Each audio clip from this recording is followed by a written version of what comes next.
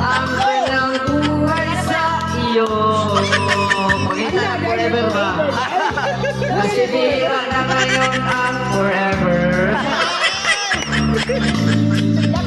Kaya ingatan mo nang hindi matulad sa nangyari sa iba.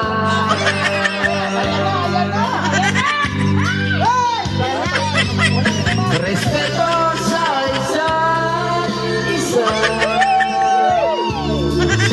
sikreto na masaya pagsasama.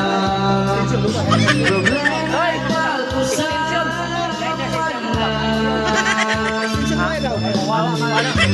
di na lumala, kaya ayusin